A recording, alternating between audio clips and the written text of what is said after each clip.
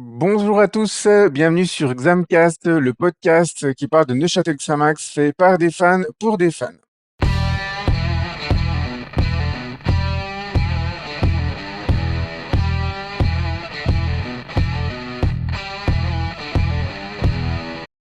Grand comité ce soir pour cet épisode 22, puisque je suis avec Osvaldo. Salut Osvaldo. Salut. Avec Varam. Salut Varam. Salut Mirko, salut les gars. Et avec Sam, premier épisode de l'année pour toi, si je me trompe pas, hein, Sam. Salut. Ouais. Hello. Ouais, je crois que c'est la première de l'année, effectivement. C'est le grand retour de Sam. Alors, au sommaire de cet épisode 22, on va bien entendu débriefer le match qui a eu lieu ce 14 février contre Vaduz Salam-Aladière. On ouvrira une nouvelle page de la rubrique joueurs de légende et puis on fera également le briefing de nos prochains matchs qui nous emmènera au bord du Rhin. Messieurs, sans transition, on passe tout de suite à la première rubrique.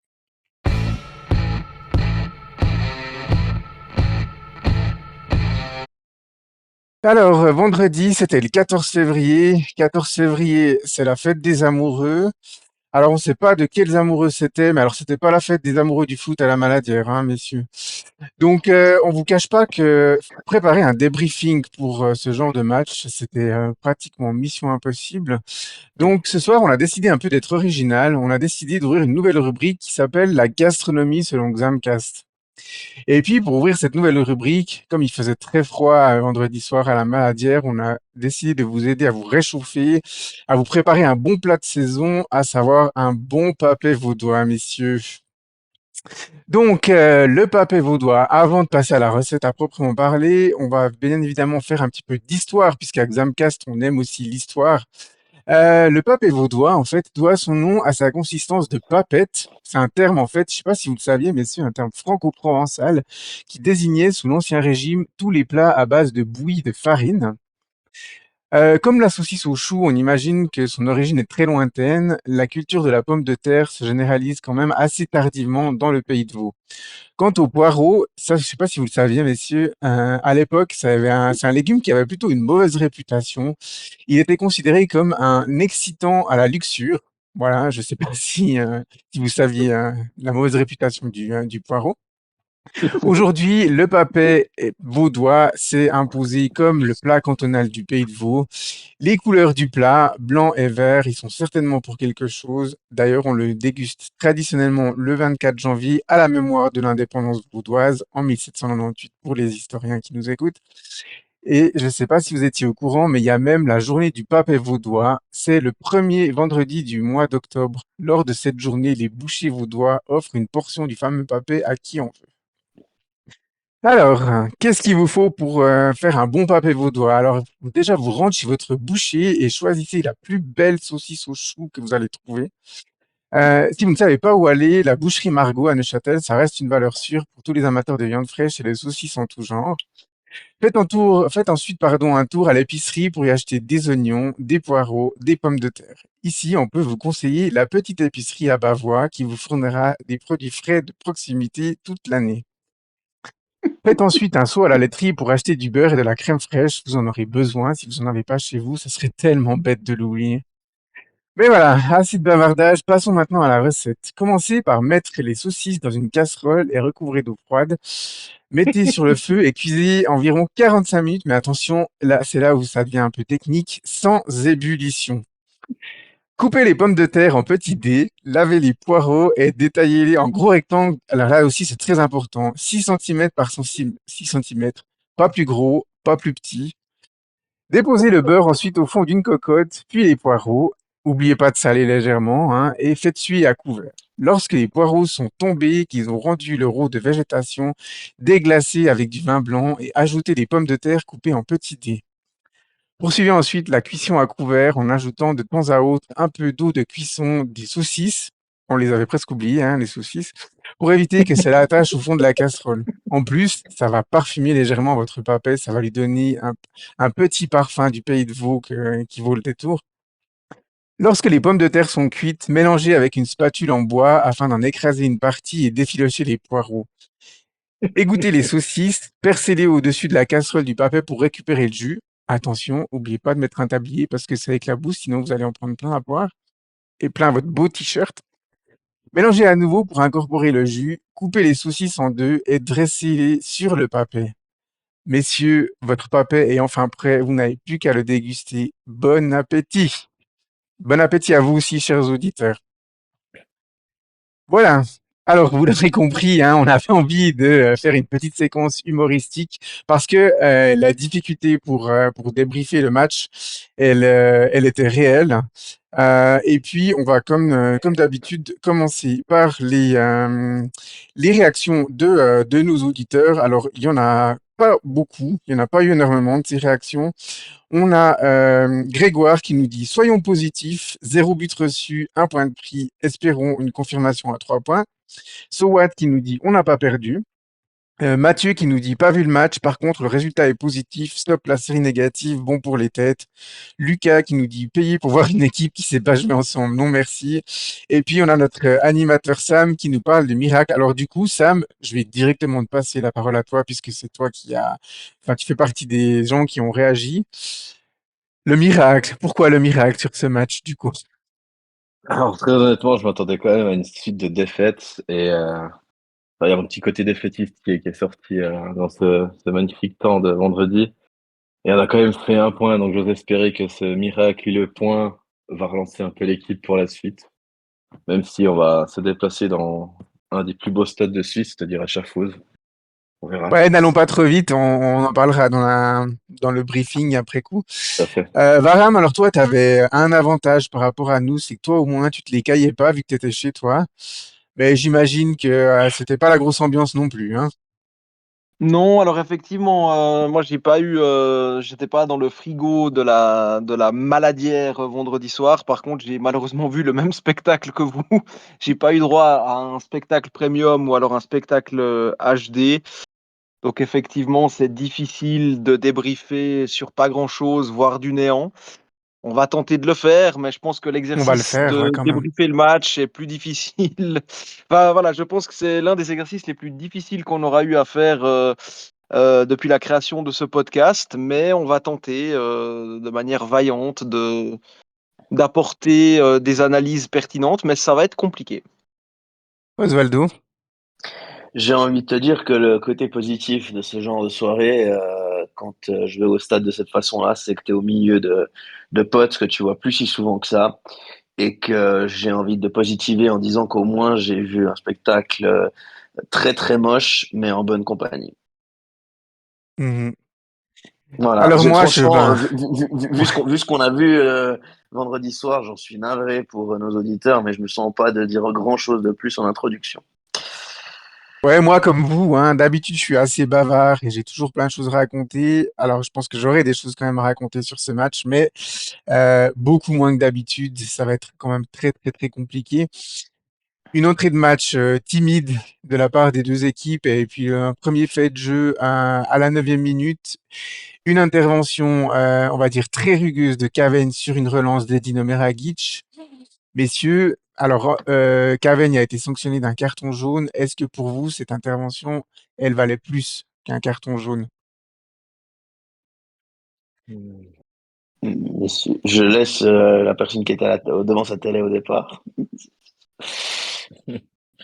Bah, disons que sur cette action, on peut parler de carton fait orange, hein. Je pense Hmm. qu'on est à la limite, hein. Autant on est à la limite du jaune, à la limite du rouge. On est un peu entre deux, dans une zone grise. Après, c'est à l'arbitre d'interpréter.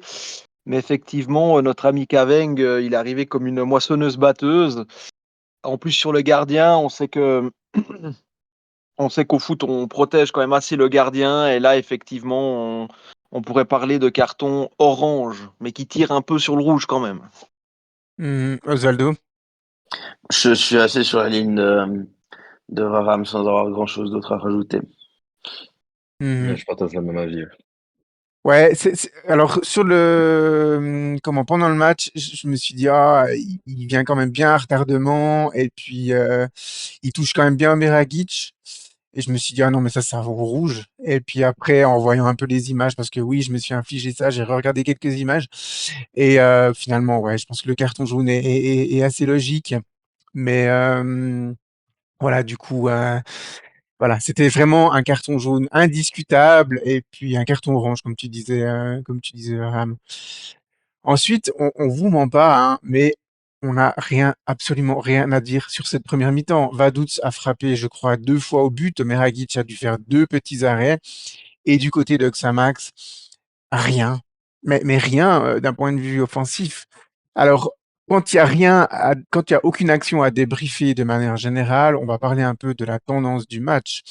On avait, messieurs, 2 équipes qui étaient dans un très très mauvais soir. Si on s'attarde peut-être un petit peu plus sur Xamax, on avait en même temps une volonté de pas prendre de risques derrière. Donc ça s'est vu parfois par des longs ballons en avant ou des ballons dégagés en touche à la relance. Et puis un manque de prise de risque offensif. Messieurs, Mhm. on a quasiment pas essayé. On peut pas dire qu'on n'a pas essayé, mais on n'a pas essayé de prendre des risques offensivement pour tenter de déstabiliser la défense de Vaduz, quoi. Voilà, c'est la tendance de cette première mi-temps, mais je pense qu'on peut dire c'est la tendance du match de manière générale. Bah, je pense que si une équipe, on va dire, un tout petit peu plus en confiance, parce qu'on a quand même pas mal parlé, enfin, c'était l'élément central de notre briefing d'avant-match la semaine dernière, et la fameuse triste série de Vaduz à l'extérieur. Je pense que tu mettais un Chafouz qui a quand même assez bien commencé l'année, où tu mettais plus ou moins n'importe quelle autre équipe du championnat face à nous vendredi soir, on prenait non seulement une défaite, mais je pense on prenait sévère avec le niveau de jeu qu'on a affiché.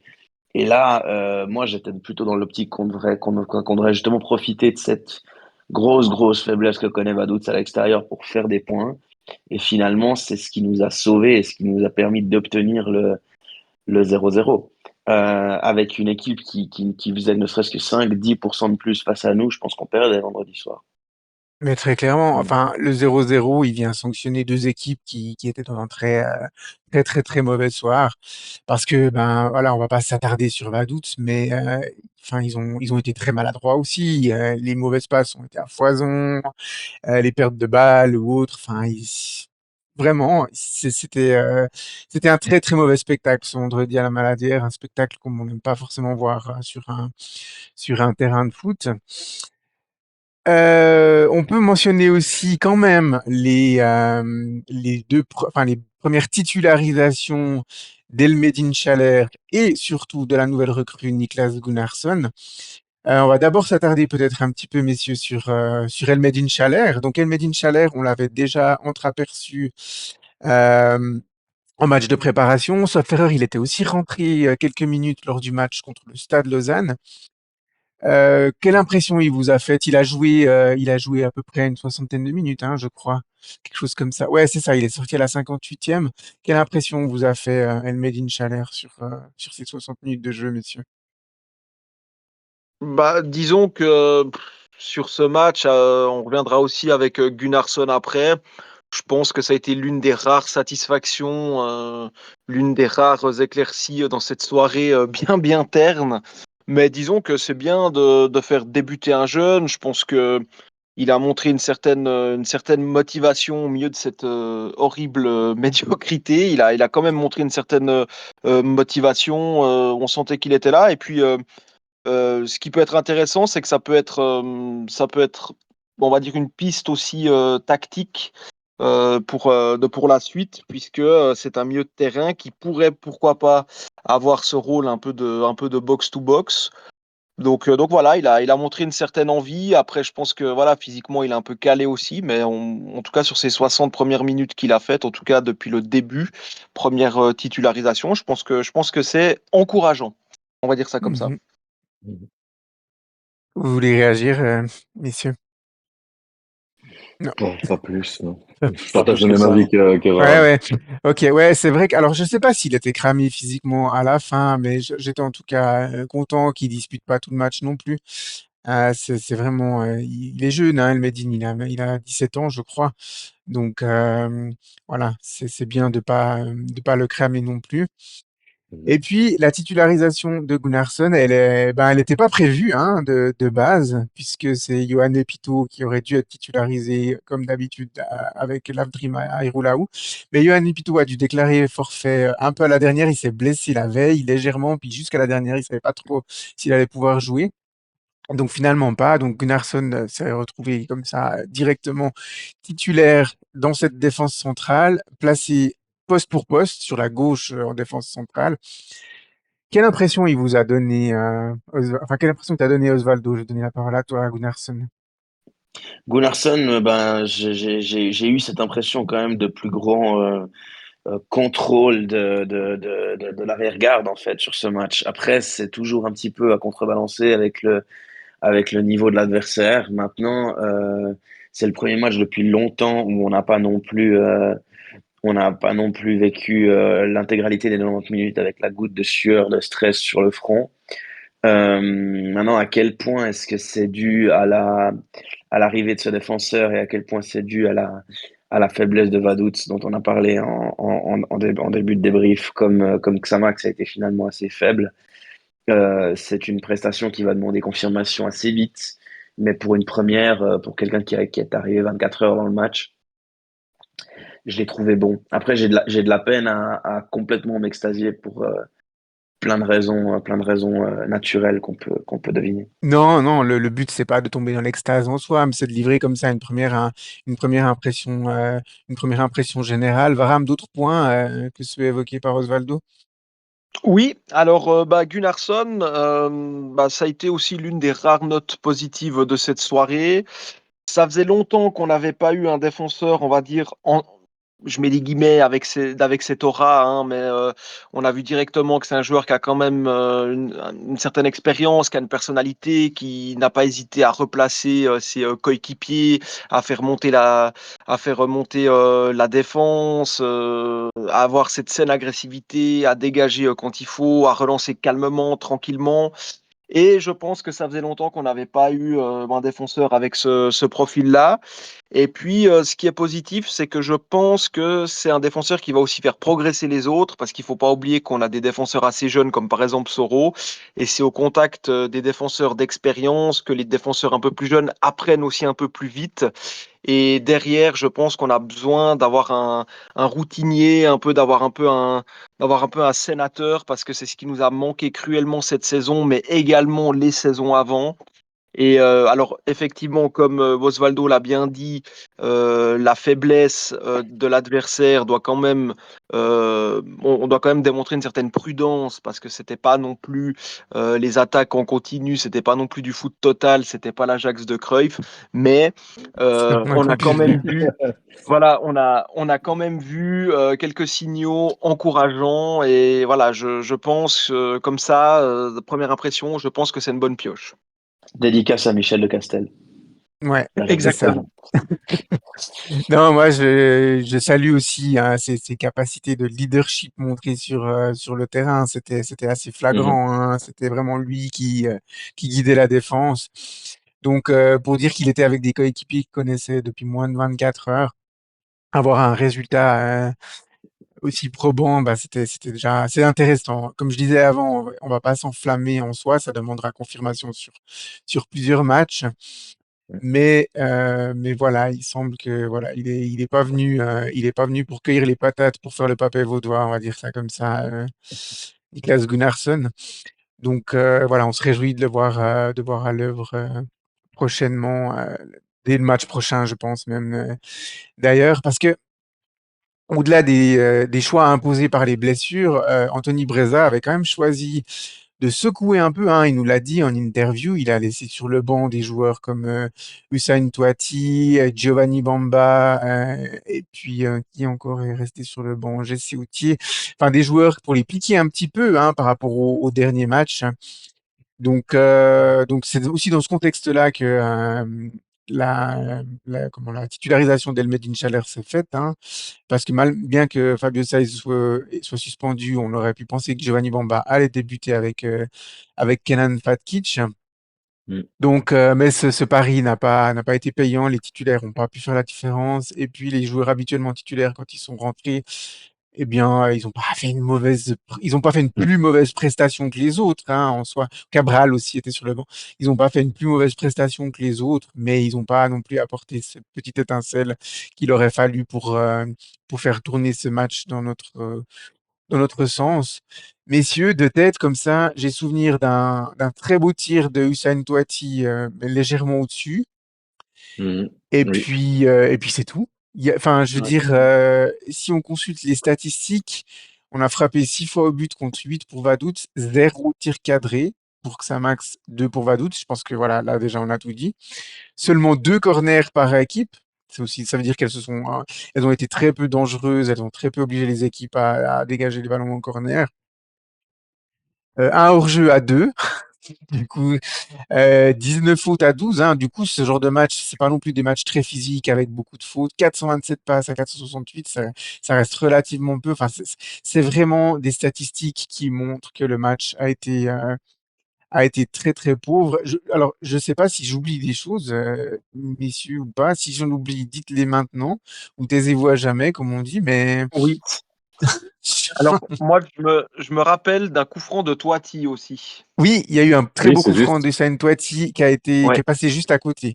Donc voilà, Hussein Touati, enfin ouais, oui, alors c'est pas les deux tirs cadrés, puis ces tirs n'étaient pas cadrés, mais c'est vraiment les deux actions les plus dangereuses. Mais c'est vrai qu'il n'est pas passé très très loin, celui-là.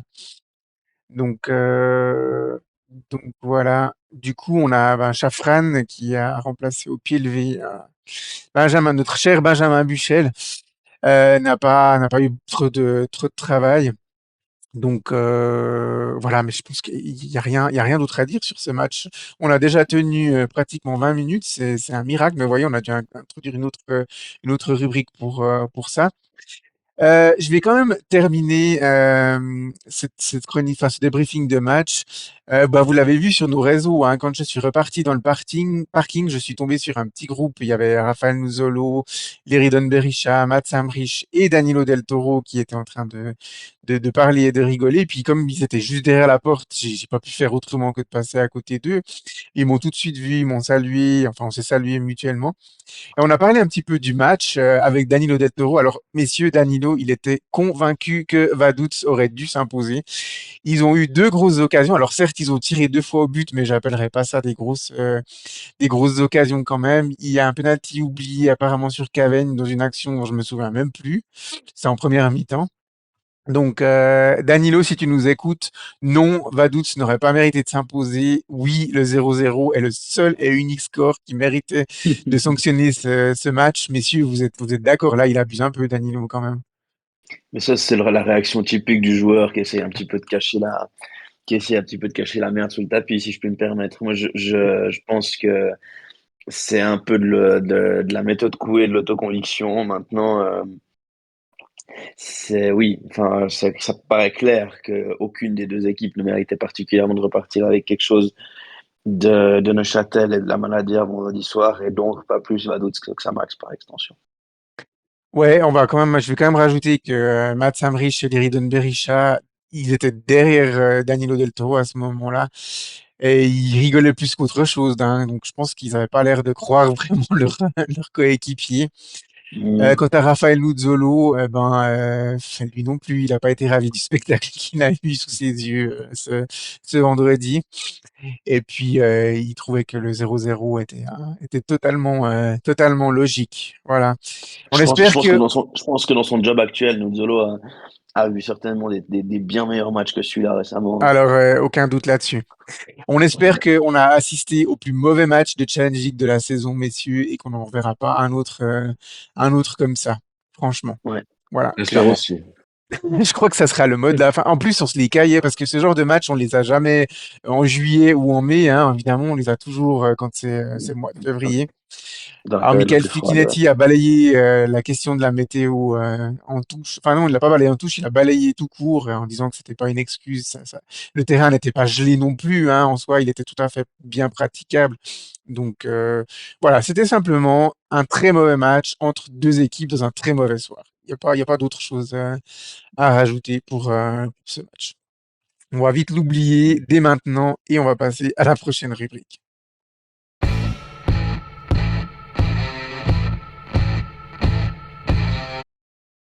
La prochaine rubrique, c'est un nouvel épisode de la chronique Joueurs de légende. Cette idée, elle m'est venue en fait dans les discussions qu'on a eues la semaine passée et encore cette semaine dans notre live sur Instagram. On a évoqué un peu les soucis au milieu de terrain et puis Varam, je me souviens, tu nous mentionnais un profil à la Niki Belloko qui manquait un peu à cette équipe, à savoir un joueur capable d'assurer vraiment une transition rapide entre la défense et l'attaque, capable de perforer les lignes au milieu du terrain pour créer de l'offensive. Finalement, le premier attaquant de l'équipe. Et puis, ça m'a donné l'idée de parler d'un joueur qu'on a eu à l'époque, dans les années 80, qui est non seulement un très grand joueur qu'on a eu à Neuchâtel Xamax, mais c'est aussi un joueur de légende, je pense, du football suisse. Les plus anciens, mais peut-être aussi les plus jeunes, l'auront déjà reconnu. Je veux bien évidemment parler de Heinz Hermann. Heinz Hermann, comme je l'ai dit, c'est vraiment une légende du club, mais aussi du football suisse. On va le rappeler que jusqu'à il y a peu de temps, c'était le recordman de sélection avec 118 jusqu'en 2003. Depuis, il a été dépassé tout d'abord par Granit Xhaka et ensuite par Xherdan Shaqiri et Ricardo Rodriguez. Mais je pense que les 118 sélections, sans faire offense aux trois derniers nommés, mais les 118 sélections de Heinz Hermann, elles sont plus méritantes en soi, c'est plus un exploit en soi parce que faut-il le rappeler qu'à l'époque où Heinzermann a disputé ses minutes en équipe de Suisse, eh bien c'était une période de vache maigre pour le football suisse, puisqu'on n'a pas eu de participation à un grand tournoi entre 1966 et 1994, soit les deux coupes du monde. Donc, et à l'époque, les pays disputaient beaucoup moins de matchs amicaux. Donc, sans doute que si Heinz Hermann avait disputé ces matchs dans les années 2000, voire les années 2010, eh bien, il aurait été, je pense, facilement à 140, voire 150, peut-être même plus de sélection. Après, Xherdan Shaqiri, Ricardo Rodriguez et Granit Xhaka ont aussi une belle longévité en soi, mais ils ont quand même évolué dans une période beaucoup plus dorée pour le football suisse. Heinz Hermann, c'est un Zurichois pur port, puisqu'il est né à Zurich le 28 mars 1958. Il a débuté sa carrière au club de Seefeld, un petit club dans le canton de Zurich, avant de rejoindre un des deux clubs phares, mais je dirais le club phare à l'époque du côté de Zurich. Vous avez bien compris de qui je parle. Je parle de Grasshopper. Il les a rejoints en 1977. Il restera du côté du Hartturm jusqu'en 1985, remportant au passage 4 titres de champion suisse et une Coupe de Suisse. Donc, quand il signe à Xamax en 1985, Heinz Hermann est déjà une grande star du foot suisse. Il est déjà sélectionné en équipe de Suisse depuis 1978, soit une année après ses débuts professionnels. Donc, il faut se mettre un petit peu dans le contexte. Voilà, c'est comme si maintenant on avait un international suisse qui est déjà important depuis 4-5 ans pour l'équipe qui signait à Neuchâtel. Donc, c'était une grosse arrivée. Et puis, c'était aussi un espoir de faire encore progresser le club, que Xamax restait sur des belles performances, mais on visait bien évidemment d'atteindre un jour le Graal, à savoir devenir champion suisse. Et puis, on y arrivera à 2 reprises, vous le savez. Et on remportera aussi 2 supercoupes. Alors, la supercoupe, elle n'a pas existé longtemps. Personne d'ici l'a connue. Elle opposait, comme son nom l'indique, le vainqueur du championnat et le vainqueur de la Coupe de Suisse. Et je ne sais pas si vous le savez, messieurs, mais durant ces 5 ans d'existence, Xamax est le club qui l'a remporté le plus de fois. Il l'a remporté 3 fois, les 2 fois où il a été champion suisse, et puis il l'a aussi remporté la fois où le vainqueur de la coupe avait fait le doublé. Donc, ils ont fait un match entre le vainqueur du championnat et le finaliste de la coupe, et on a aussi gagné ce match-là. C'était grâce au père, si je ne me trompe pas. Donc, on est le club le plus titré en Super Coupe avec 3 titres. Bon, elle a été disputée à 6 reprises, mais quand même, on l'a quand même gagné 50% du temps. Ça nous fait Voilà, un record. c'est un record. Du coup, Heinz Hermann a vraiment été un acteur majeur des 2 titres, puisqu'il était vraiment l'animateur principal du milieu de terrain. Il contribuait énormément au jeu xamaxien avec un certain Uli Stielike. Il quittera Xamax en 1990 pour Servette et puis ensuite il fera un bref passage d'une année dans son club de Grasshopper, et ensuite il finira sa carrière en 1994 du côté du FC Haro. Après sa carrière de footballeur, il aura un parcours d'entraîneur qui sera un peu moins glorieux, mais vous me direz que c'était difficile de faire aussi glorieux que sa carrière de joueur. Il aura eu surtout occupé des postes avec des juniors, avec la formation. Finalement, seul son passage à Vaduz pendant une saison restera dans les mémoires, enfin, en tout cas en tant qu'entraîneur d'un club professionnel. À l'époque, Vaduz était néo-promu en Super League. Voilà un petit peu pour les aspects biographiques. Est-ce que vous savez, messieurs, comment était surnommé Heinz Hermann dans le monde du foot suisse? Non. Non. Annecy, je dirais, au hasard. Hmm. Non, pas du tout. Annecy, non, Ça pas. avait rien à voir avec son prénom ou son nom. Il était surnommé l'Ange Blond, tout simplement, parce que Heinz Hermann, c'était avant tout un physique très atypique, hein. C'était des longs cheveux blonds et puis un physique élancé. Il avait plus finalement le physique d'un top modèle que d'un footballeur. C'était, comme je l'ai Sympa. dit avant, un milieu central, élégant et travailleur. Donc, il jouait dans un poste, comme on appelle, de numéro 8. Et il distribuait des ballons. C'était vraiment un joueur complet. Il était adroit des deux pieds. Il avait aussi, de plus, un assez bon jeu de tête. C'était un footballeur de valeur dans le championnat suisse déjà avant son arrivée à Neuchâtel. Il a été élu 5 fois joueur du championnat, qui plus est consécutivement, si je ne me trompe pas. Et puis, il n'a jamais tenté de jouer dans des championnats plus huppés. À l'époque, du côté de Grasshopper, il avait été courtisé par l'Ajax, le Bayern Munich ou l'Atlético Madrid, mais il décida de rester en Suisse. Alors, ce qu'il faut savoir, c'est que dans les années 80, il y avait beaucoup de mécènes, on le sait, hein, à Neuchâtel, puisqu'on avait le nôtre, qui permettaient aux équipes d'offrir des salaires parmi les meilleurs d'Europe. Ça paraît complètement aberrant de dire ça aujourd'hui, quand on voit la différence entre un salaire de footballeur en Suisse et dans les grands championnats européens. Mais à l'époque, si un joueur décidait d'avoir un bon salaire, ben, il pouvait tout simplement décider de rester en Suisse, même si à l'époque déjà les championnats étaient plus compétitifs d'un point de vue sportif, mais d'un point de vue salarial, c'était pas le cas. Heinz Hermann, c'était un joueur qui a peu marqué. Il a marqué à peu près une centaine de buts pour plus de 700 matchs. Donc, pour un milieu de terrain, c'était pas forcément un très grand score. Mais sa valeur, c'était pas les buts et les passes décisives. C'était vraiment cette capacité à remonter le ballon et à faciliter une transition entre la défense et l'attaque. Il était dans tous les bons coups. C'était le joueur qu'on cherchait pour reconstruire, que ce soit de manière posée ou alors de manière très rapide d'ailleurs. Il avait une très bonne condition physique. C'est un joueur qui a été très peu, voire pas du tout blessé durant toute sa carrière. Et puis, il le devait, comme je l'ai dit, à une excellente capacité physique. C'était quelqu'un qui donnait aussi beaucoup d'importance au décrassage et au repos du corps, en plus de l'entraînement physique et de l'intensité. Mais il était aussi réputé pour une grande intelligence de jeu, notamment un très grand sens de l'anticipation. Il arrivait à anticiper où allait la balle, certes, mais aussi les tacles et interventions de l'adversaire. Donc, ce qui fait qu'il se mettait pas beaucoup dans des situations extrêmement dangereuses pour les risques de blessures.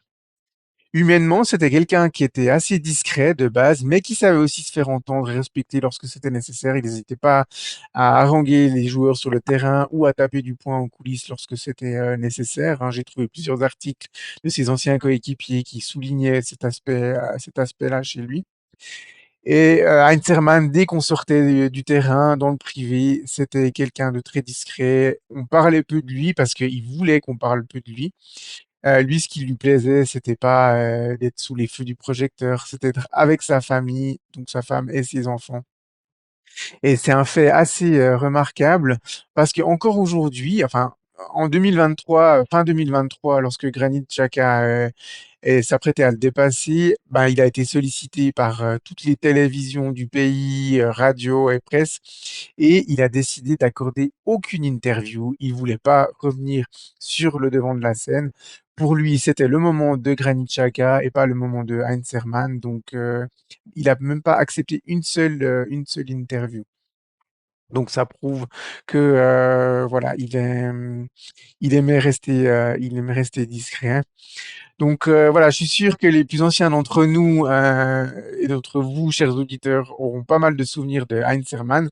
Alors moi personnellement, j'ai malheureusement pas de souvenirs de lui en tant que joueur de Xamax, puisque quand j'ai commencé à suivre le football suisse, eh bien, il avait déjà quitté Xamax, mais je savais bien entendu qu'il avait déjà joué chez nous, que ça avait été un joueur important. Et puis j'écoutais ma famille en fait en parler comme un top joueur, si ce n'est le top joueur, en tout cas suisse du championnat. Alors bon, si je l'ai pas suivi, j'imagine, enfin vous non plus, messieurs, mais j'imagine que c'est un nom qui ne vous est pas inconnu, Heinz Hermann. On va commencer dans Absolument. l'ordre plus âgé, Varham. Pour toi, c'est pas un nom inconnu, hein, Heinz Hermann. Non, non, clairement. Alors, c'est vrai que, ben, voilà, moi, j'ai un père qui suit le foot depuis longtemps. Donc, c'est vrai que Weinzerman, c'était un nom qui sortait souvent. Et ma maman, qui suivait aussi le foot à l'époque, c'était un nom qui sortait assez souvent. Voilà. Elle me parlait souvent de Weinzerman aussi. C'était un peu son nom qu'elle aimait bien sortir. C'était Oui, il plaisait beaucoup Weinzerman. Voilà. aux dames, hein, c'est Voilà. Heinz Hermann, c'est clair. En Voilà. plus de ses qualités de footballeur.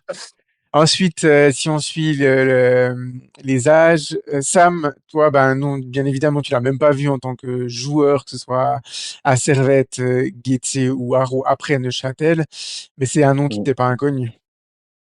Non, il est pas du tout inconnu, hein. Que ce soit mes parents ou bien mon grand-père, ils m'ont raconté plein d'histoires sur ce fameux Xamax.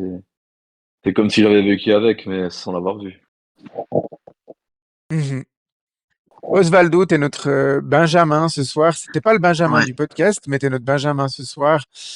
Heinz Hermann, c'est beaucoup trop loin, évidemment, pour toi, mais c'est quand même un nom qui te résonne dans la tête Oui, quand il oui, est évoqué. je suis notre Benjamin de ce soir et je suis présent. Voilà, ça c'était la petite vanne du soir. Non, oui, évidemment que ce nom-là me dit quelque chose.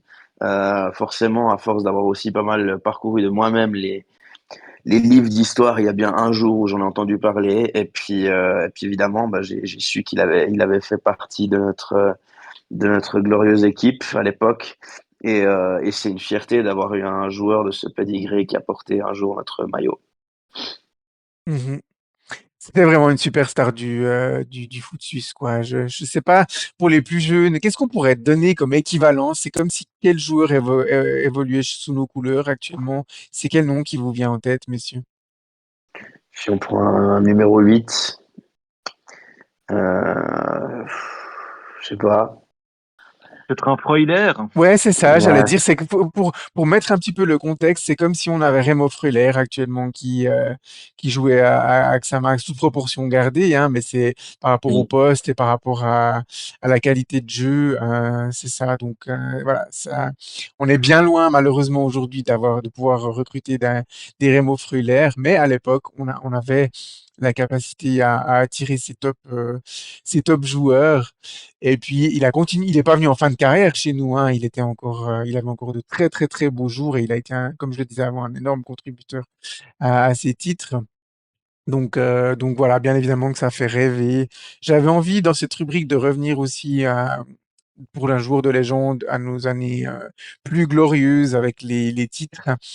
Et puis, il y a évidemment plein d'autres joueurs qui ont contribué à ces titres-là dans les années 80. On aura l'occasion de leur dédier à chacun d'entre eux une rubrique joueur de légende. Mais voilà, comme je le disais en intro, j'avais envie de faire le lien avec ce poste-là qui nous manque aujourd'hui et puis rendre hommage à la superbe carrière de Heinz Hermann. Voilà, on peut sans autre passer à la rubrique suivante.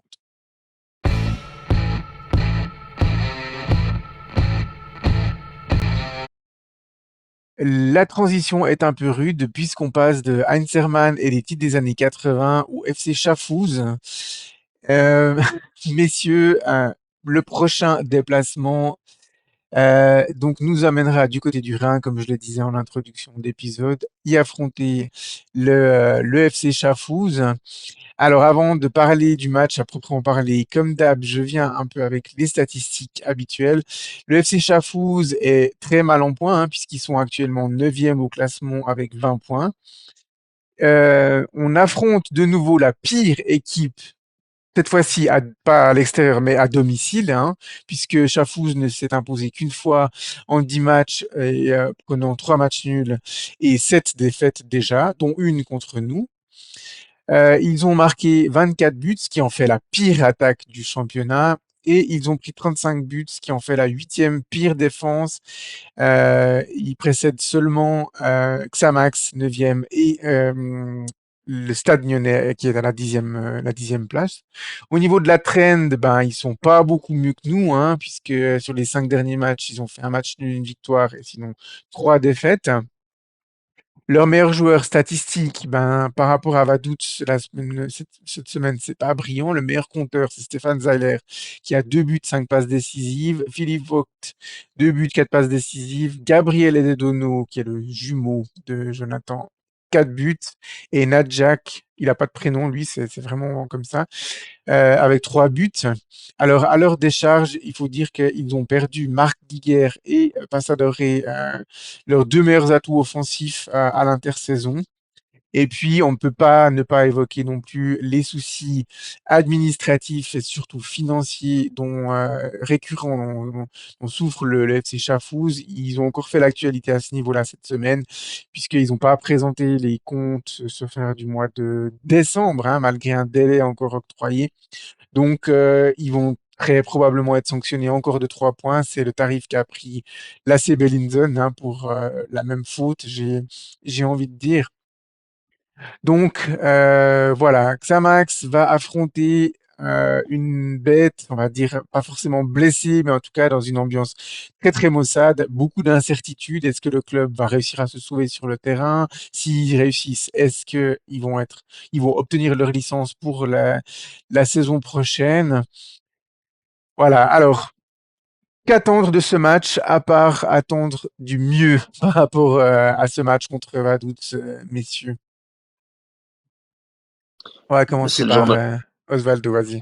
c'est le genre de match un peu comme cette semaine, où il faut pouvoir profiter un tout petit peu des statistiques qui peuvent parler en notre faveur pour aller faire quelque chose là-bas.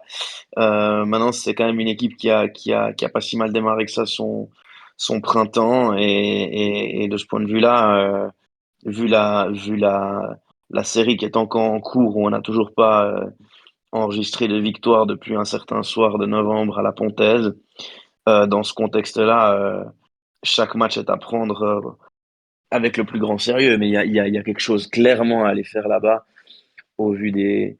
Enfin, si on se fie aux statistiques que tu viens de nous donner. Ouais, Varane.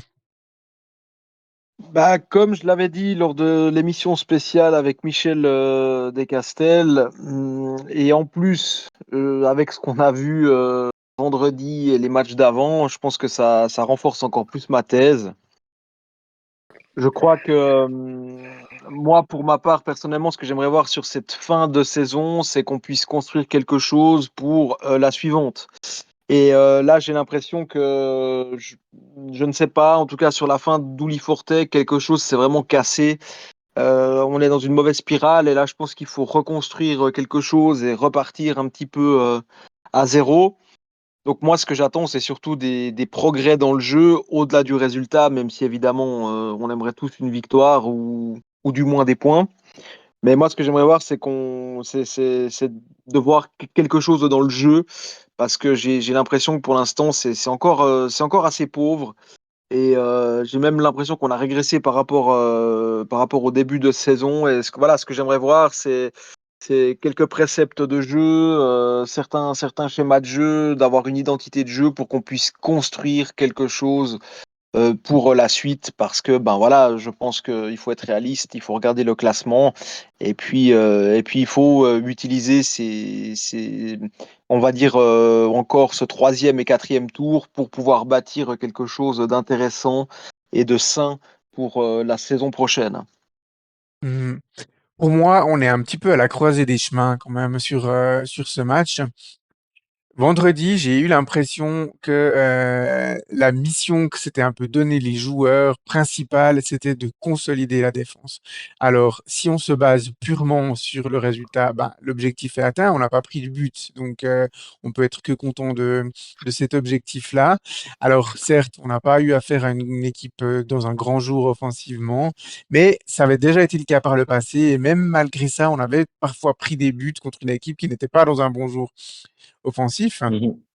Donc, il y a déjà eu cet aspect-là qui a été amélioré sur ce match, en tout cas. Ça demande confirmation sur plusieurs matchs, mais j'ai l'impression que cette solidité, elle s'est faite au détriment d'une animation offensive. Pourquoi je dis ça? Parce que on a pris énormément de buts en transition, hein, messieurs, ça c'est peu dire. On n'a pas souvent pris des buts sur des phases où l'adversaire avait le ballon pendant 30, 40 secondes, voire une minute, et puis il faisait tourner, et puis avant de trouver la faille. On a pris beaucoup de buts sur des contre-attaques ou des phases de transition. Et j'ai l'impression que ce manque de prise de risque offensif s'expliquait surtout par la peur de créer des opportunités de jeu en transition à l'adversaire et de se retrouver dans la situation où on doit défendre dans ces phases de jeu-là. Donc, ça peut se comprendre. Ça peut se comprendre qu'on essaye de travailler mentalement sur cet aspect-là. On gagne avant tous les matchs, hein, pas en ayant une bonne défense, hein, ça c'est bien, c'est un adage qui est bien connu. Mais l'autre adage dit aussi qu'on doit marquer au minimum un but si on veut espérer gagner un match de foot. Et dans ce sens-là, moi j'ai beaucoup d'attentes sur la prise de risque offensive.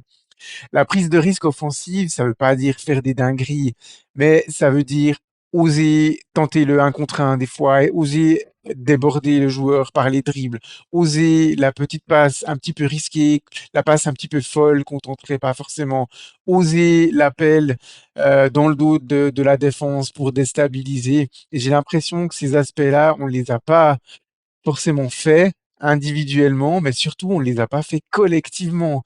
Parce qu'on a eu parfois des scènes de jeu où j'ai souvenir d'un Salim Ben Seguir qui est vraiment très très à l'aise balle au pied et qui est capable hein, d'éliminer à peu près n'importe quel défenseur de Challenge League en un contre un. Mais tout le bloc offensif ne suivait pas. Donc, à quoi ça sert qu'un ailier déborde si au moment où il lève la tête, il a aucune opportunité de passe ou de centre? Ou alors, à quoi ça sert de faire un bon dribble et d'envoyer un centre au troisième poteau? Et c'est un peu ce qui Mhm. s'est passé lors de ce match de vendredi. Est-ce que j'attends des progrès? Alors, je dis pas que je veux plus le voir, mais j'attends des progrès. Maintenant, on doit, comme tu disais, Varam, retrouver une identité de jeu. Mais retrouver une identité de jeu, ça veut dire attaquer collectivement. Quand on voit que le copain, il fait un bon débordement, il élimine des adversaires, on suit l'action, on lui offre des opportunités de passer le ballon. Parce que qu'est-ce qui s'est passé dans ce genre de cas? Quand on arrivait à créer un espèce de mini décalage, eh bien, aucune solution. Donc, on revenait vers l'arrière. Le nombre de fois où on a effectué des passes en retrait, soit vers Kenan Fatkic, soit directement sur Gunnarsson ou sur Aïroulaou, c'était assez hallucinant. Je les ai pas comptés, mais je pense que il y a bien dû y avoir au moins 40 phases de jeu sur le match où on va vers l'avant, mais finalement on revient vers l'arrière parce il y a pas de solution. Et ça, c'est pas possible. C'est pas possible de continuer comme ça. Donc, ça nécessite un gros travail. Alors, l'équipe travaille à l'entraînement. C'est Anthony Breza nous le dit, les joueurs nous le disent. Mais c'est des vérités qui passent aussi par le match. C'est en étant opposé aux équipes adverses qu'on va réussir à débloquer un petit peu cette situation offensive. Il y a des choses, je pense que vous êtes d'accord, messieurs, tout ne se débloque pas à l'entraînement, ou bien? Non. Non, bah clairement. Non, après c'est vrai que j'ai vu quelques supporters, par exemple vendredi, s'agacer sur ces phrases, cette phrase que Breza justement aime bien répéter, on travaille à l'entraînement et tout, et qui baissait les bras. C'est sûr que ça peut faire baisser les bras. Maintenant, je veux dire, on se rend pas toujours compte aussi. Tu parlais, Varam, lors de l'épisode de Castel avec De Castel d'un état de dépression. C'est vrai que quand les joueurs sont autant dans le trou mentalement, souvent, eh ben, le travail, il est avant tout mental, et qu'il y a un énorme travail, autant individuel que collectif, à faire de la part du coach. Et ça, je pense qu'il faut pas non plus l'oublier, hein. Quand on rentre dans un trou noir pareil, pour réussir à retrouver la confiance, c'est pas malheureusement ça se fait pas en 2 jours. L- Donc Ouais, je là, il y a un pense, aspect mental, mais il y a un aspect tactique aussi. Il y a un aspect oui, oui, tout tactique à fait, aussi. tout à fait, tout à fait. C'est attaquer, enfin, le football de manière générale, mais ça se fait de manière collective. On va pas avoir un joueur qui prend le ballon en défense et qui traverse tout le terrain en dribblant tout le monde, puis on a marqué le but. Enfin, Mm. et ces phases-là, on les a pratiquement pas vues. On les a pratiquement pas vues parce que, je- de nouveau, j'accable pas le niveau à proprement parler des joueurs. C'est plus la dynamique qu'il voulait donner à ce match et puis cette peur d'offrir pour moi pour moi c'était vraiment la clé, c'était la peur d'offrir des contre-attaques à Vaduz et puis de se retrouver dans des situations où on a pris déjà, j'ai presque envie de dire, nos 42 buts jusque-là. Non, je pense pas qu'on a pris 42 buts comme ça, mais euh, c'est une bonne majorité des buts qu'on a pris avec les phases arrêtées du coup. Donc voilà, Sam, on t'a pas beaucoup entendu sur cette rubrique. Tu t'attends à quoi comme match à Sheffield? C'est une bonne question. C'est toujours des matchs pièges à Chafouz, on le sait, mais pourquoi pas un déblocage éventuel? Je dis que notre série noire, elle a duré comme un certain moment, donc je dis Elle dure, pourquoi faut pas parler au le présent. match. Ouais, et pourquoi pas Mais un déblocage, et, une petite victoire, même un petit zéro, ça ferait un bien fou au moral d'équipe. mhm. Mais je suis assez mitigé, c'est difficile à dire actuellement à quoi s'attendre réellement. Ouais, on a à nouveau des circonstances favorables, hein. On joue contre une équipe qui est pas bien à domicile, qui marque pas beaucoup, qui prend relativement beaucoup de buts, moins que nous, mais quand même, ils prennent pas mal de buts aussi. Mhm. Le décor est planté pour obtenir quelque chose, quoi. Et surtout qu'à la semaine d'après, il y aura encore un enchaînement très très important avec l'avenue du Stade Lyonnais. On en parlera la semaine prochaine. Donc, euh, donc voilà, il y a tout vraiment pour pouvoir débloquer cette série. On espère qu'on pourra compter sur le plus de joueurs possible. Alors pour Liridon Moulay et Johan Epito, ça devrait pas poser problème. Ils sont légèrement blessés. Ils devraient être à disposition d'Anthony Breza.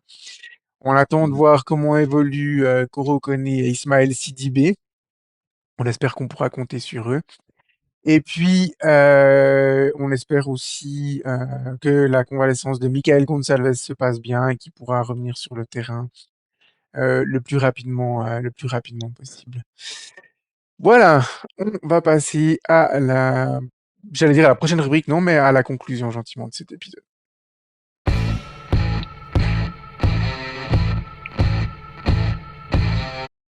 Alors, deux choses à dire, enfin une chose à vous dire, puis une autre question que je vous pose à vous les animateurs. On va essayer de pas trop s'attarder, mais quand même. Le club a annoncé aujourd'hui la résiliation du contrat de d'Angelo Campos. Donc, ça veut dire que le joueur est bien évidemment libre. D'après les rumeurs, il va s'engager dans son ancien club de Brûle, dans le canton de Saint-Gall. Son nom sera biffé sur la liste des joueurs utilisés cette année par le club. Donc, ça veut dire que ça libère une place. Donc, la question que je vous pose, messieurs les animateurs, va-t-on encore transférer un joueur ou pas selon vous? Sam. Est-ce qu'on va en recruter un autre? Je ne sais pas.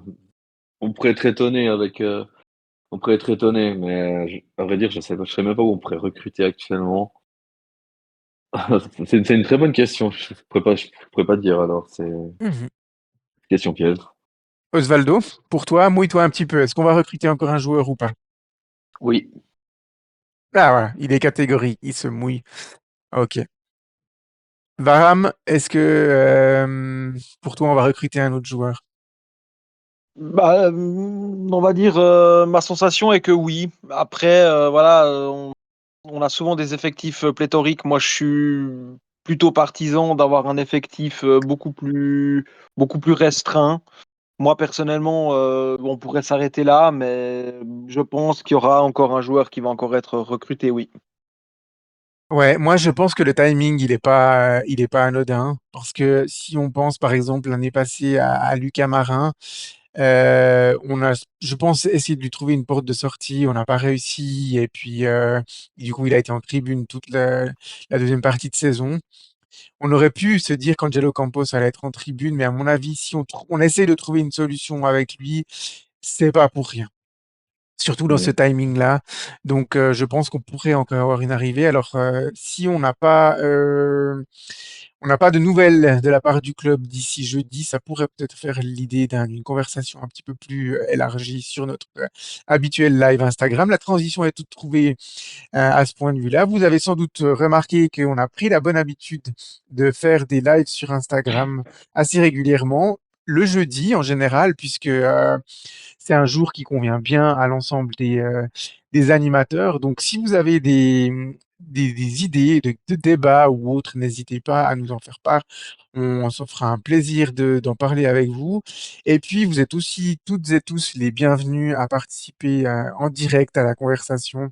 Si vous le souhaitez, on ne refuse aucune invitation. Il faut juste que votre téléphone soit bien chargé et puis qu'il chauffe pas trop.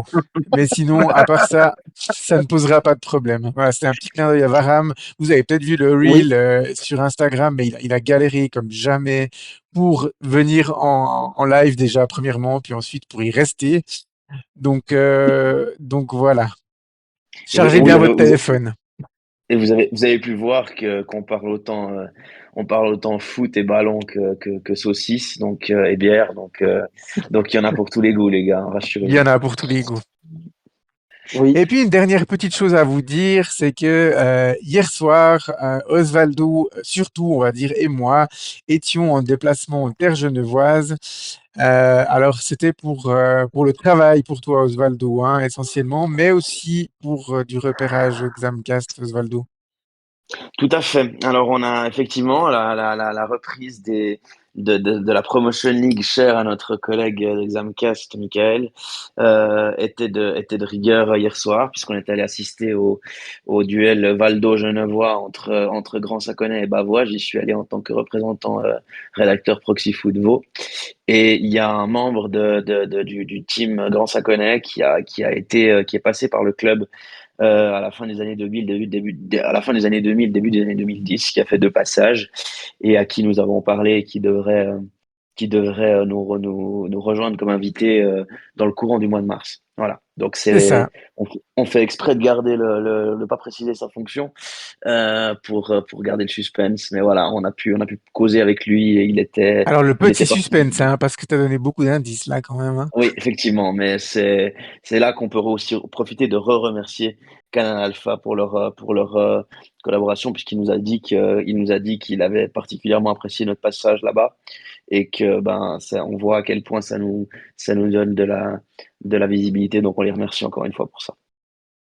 Effectivement, et puis ça vous montre que voilà, week-end après week-end, on continue à faire du repérage, à vous dégoter des invités. Et puis voilà, j'ai eu une petite période où j'avais besoin de pas avoir d'invités. C'est peut-être toujours le cas pour la semaine prochaine ou pas. À l'heure actuelle, on n'a pas d'invité planifié la semaine prochaine, mais ça peut peut-être changer dans le courant de la semaine. On vous informera si ça se passe. Donc voilà. Ben, merci à vous, chers animateurs. Cet épisode, on a eu de la peine à le faire, mais on l'a quand même fait. On espère que les joueurs nous donneront un peu plus l'occasion de débriefer et de débattre la semaine prochaine. Voilà, merci à toutes et à tous pour votre écoute. Merci à vous, les animateurs. Et puis, à la semaine prochaine. Bye bye. Bye bye. Bye bye. Bye bye.